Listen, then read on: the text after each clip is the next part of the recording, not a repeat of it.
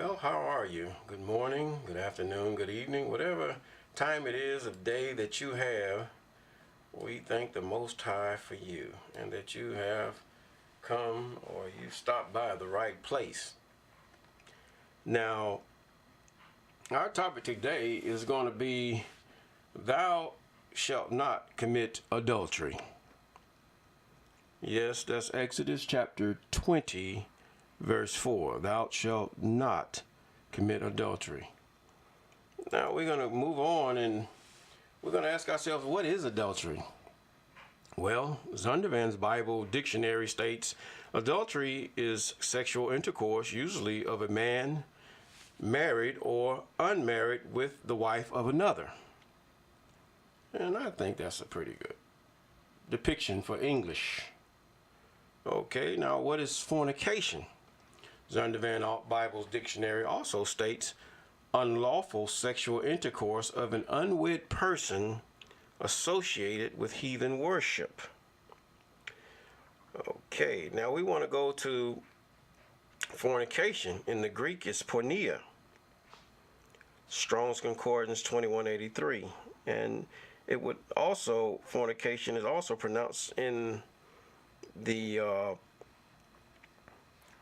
Greek or Hebrew, should be the zanun. Zanun, as you can see, the Z-A-N-A-N-U-I-M, fornication, which would translate or transliterate fornication. Also means adultery or whoredom. Now, we're going to get into that a little bit. Original word, as we can see, I cannot really read Hebrew. This is modern Hebrew, but the Hebrew that ancient Hebrew has no vowels. Now, if you take the vowel sounds out of it, you can see those things. So, the phonic spelling of the word zanun, zal, noon. Definition, as far as they're concerned, is fornication.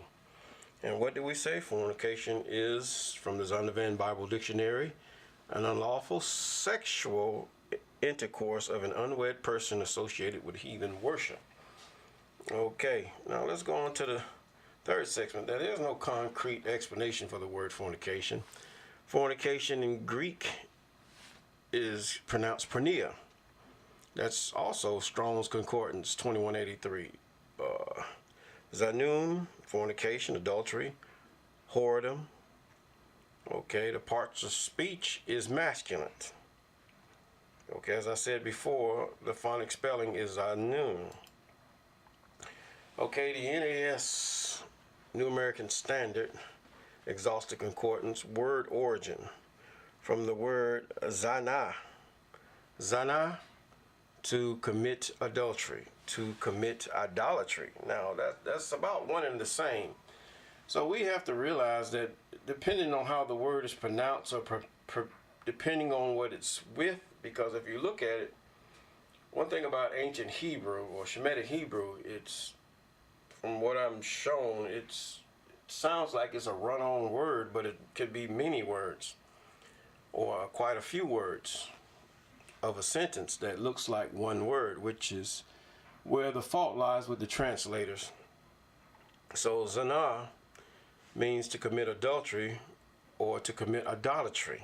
Now these are found all throughout the Old Testament. Now also zanun, adultery, idolatry. Then we got zanu with. Now we're reading from, this is modern so-called Hebrew stuff or whatever you want to call it, but it's a start. Adultery, infidelity, idolatry, you know, are the same thing. They're trying to fish for the meaning, but for those who know the language, it's automatically what it's compared to is the words that are associated with it, which creates its definition. So we're going to say the definition of these few words, and then there's another one, taznuth, harlotry, idolatry. Now, harlotry is really prostitution, okay? Whoredom, also you can say it's a promiscuous woman. whoremongers. That's another part of the English translation of harlot or whoredom. Now, we play with words when we get into English and we get into Hebrew or ancient Shemitic language. I don't fully understand it all, but the fact is that according to how we speak, this is what it is. Now, as far as the NSB, it means holotries or holotry.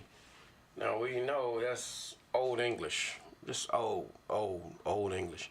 And what that would mean is that holotries or holotry is prostitution. Okay, these are the sexual sins that come about. Now we're going to go into the Word, and we're going to look at what the Most High says. In Leviticus chapter 20, he has a list of things. And these list of things are what we really want to really concern ourselves with. He gives us things that, as far as sexual, those things that are in our heart, that he instructs us to not do. Leviticus chapter 20, I'm reading from verse 10 through 22. Now we're going to start with verse 10. And the man that committed adultery with another man's wife, we understand what that meaning is, even he that committed adultery with his neighbor's wife, the adulterer and the adulteress shall surely be put to death. Now, in that time with the land of Israel, and Israel occupying that land, running off all the evil and idolatrous and all kind of wicked people, the things that they did was this. They lay with their brother's or their neighbor's wife, one whom had made a covenant, a woman who made a covenant with the man and the man with the woman. So that is an adulterer. He said now the neighbor's wife, the adulterer and the adulteress shall be surely put to death. Now let's go to verse 12. And if a man lie with his daughter-in-law, okay, here's another form of adultery, but it seems like the Most High is actually getting into details here, because you're dealing with the people that may be trying to find loopholes, and so he's dealing with these people, and they are very stiff-necked. So he's saying if a man also lie with, as he said, with his daughter-in-law, that's his son's daughter. Oh, we can frown on that, but these things happen. Both of them shall surely be put to death. They have wrought confusion, and their blood shall be upon them. And verse 13, now here's one, if a man also lie with mankind as he lieth with a woman, both of them have committed an abomination. That's some serious stuff there, an abomination. He's talking about LBGB or whatever, LBGT and homosexuality, lesbianism. He's basically talking about men. They shall surely be put to death, their blood shall be upon them. Now he makes it straight and plain. He doesn't differentiate adultery or having adultery and homosexuality. Both of them are sins that's worthy of death. Period. Now we also need to go into verse 14. And if a man take a wife and her mother, it is wickedness. See, these are the things that not only the people that they were to encounter, but also the Egyptians did these things also. He said, they shall be burnt with fire, both they, and that there be no wickedness among you. A mother and her daughter, you have to see the sense in which the Most High is stressing to these people. And also we're going to, in verse 15, he says, and if a man lie with a beast, bestiality, he also is talking about that.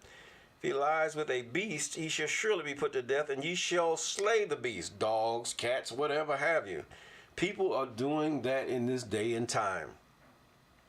We're going to go on to verse 16. And if a woman approach unto any beast and lie down thereunto, thou shalt kill the woman and the beast, and they shall surely be put to death. I would say now if I found a dog that has been bred that way, I would probably some kind of way get rid of that dog. I've seen such a thing on YouTube where the dog was really going after the young lady. And for what reason or whatever that dog experienced that he should go after a human, I think the dog should be put down. But, you know, that's not my call. It's just something that, my opinion. And if a man shall take his sister, verse 17, his father's daughter or his mother's daughter, and I see he's getting into very much detail about his instructions on sex, and see her nakedness, and she see his nakedness, it is a wicked thing. They shall be cut off in the sight of their people. He hath uncovered his sister's nakedness, and shall bear his iniquity. Now this is a bad, wicked thing that is going about, that he is warning Israel of. Not only is it a warning for those of that time, but also it serves that we should look at it. We should look at these things as said in the New Testament, that we might not lust after evil things as they did and fell in the wilderness. All right, now in verse 20, in verse 18, he said, if a man shall lie with a woman having her sickness, that's her monthly time, or her woman time as some would call it, and shall uncover her nakedness, he hath discovered her fountain, and she hath uncovered the fountain of her blood. Both of them shall be cut off among their people. You're talking about blood-borne pathogens that could happen in such a thing. You got people moving through the wilderness, and you know, a lot of unsanitary conditions exist.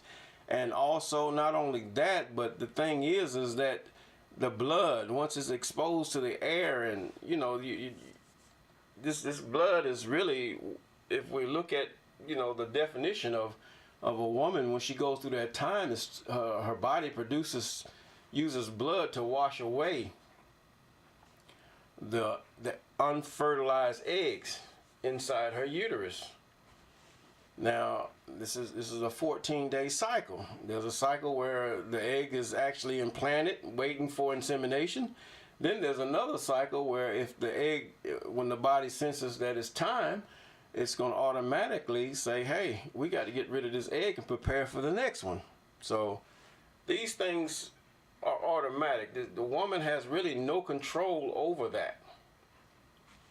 And that's my thing on abortion. You have no control. Once a woman yields her body to another man other than rape, she has no control over the body. She has given that control over to nature, regardless whether it's in wedlock or out of wedlock. And so if you give that control over, then you have no more control over that reproductive force, because you consented and that man consented. We have to look at the things the way the Most High see them. We can't just do things as we see them, because our bodies really are almost a separate entity than ourselves. You stop feeding your body. You use your mind to stop feeding your body and find out how your body is going to fight until it yields. That's why Paul said, I beat my body, that after I preach to others, I myself might not be cast out. Now, verse 19, thou shalt not uncover the nakedness of thy mother's sister, your aunt, nor thy father's sister, your aunt again. For he uncovered his near kin, they shall bear their iniquity. What does he mean by that? Bear their iniquity. Same thing, put to death. Okay. Now we're going to go to verse 20. And if a man shall lie with his uncle's wife, that means your mother, brother, or your father's brother's wife, he hath uncovered his uncle's nakedness, and they shall bear their sin. They shall die childless. You know, you're just going to be put to death by the congregation, period. You ain't going to have no children. 21. You remember the story where John the Baptist talked to Herod, who married his brother's wife, Herodias. Now, apparently, his brother's wife was that of, his brother's was still living, and he married his brother's wife anyway. So, they didn't have any. Now, she had a child, his brother's child. They called her Herodias too, or whatever they call her. I might be not right on that one. But they shall die childless. Verse 21, if a man shall take his brother's wife, it is an unclean thing. He hath uncovered his brother's nakedness, and they shall be childless. This is what John the Baptist was saying to Herod. He said, it is unlawful for you to have your brother's wife.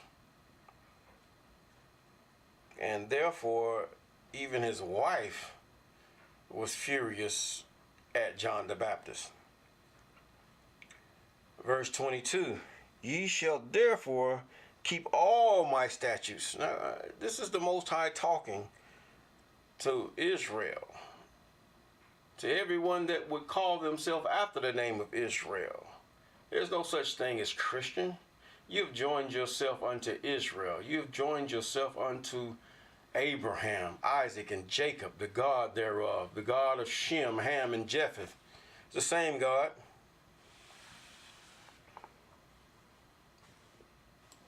Or the same creator, the same deity. I don't like to use that word God after I found out what it really means. But ye shall keep all my statutes and all my judgments and do them, that the land whether I bring you to therein spew you not out. Now, we already know what happened to Israel when they didn't keep these statutes, commandments, and ordinances. Now we're going to go to what Yahushua, some of you call him Jesus, but we say Yahushua. He stated, we're going to go to Matthew, Brother Matthew, is the 5th chapter, 27. He said, ye have heard that it was said by them of old time, thou shalt not commit adultery. But I say unto you that whosoever looketh on a woman to lust after her hath committed adultery already in his heart. Now, you can take that as, you could be looking at somebody's wife, just looking at a pornography or a magazine, and lust after her in your heart. Now, he says, now, if thy right eye offend thee, pluck it out. Get away from it. Cast it from thee. Don't go back that way. You notice the story of Joseph and Potiphar's wife. What happened? Joseph, he ran. Flee fornication. Isn't that what the word says? Isn't that what I think Paul, he says? I'm not getting into that scripture. But he says, flee fornication, every sin that a man commits without the body. But he that committed fornication sinneth against his own body. It is profitable for thee that one of thy members should perish, and not thy whole body should be cast into hell. What does he mean by that? In other words, that desire should perish, and not you. Okay?